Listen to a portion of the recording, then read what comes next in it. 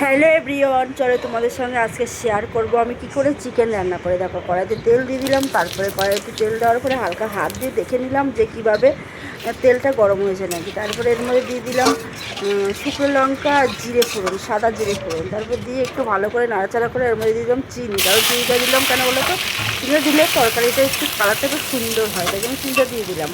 তো তোমরা কেমন করে রান্না করো অবশ্যই কমেন্টস করে জানিও। আমি এভাবে রান্না করি, তোমাদের সঙ্গে শেয়ার করছি। তারপরে দিয়ে দিলাম তেলের পরে পেঁয়াজটা।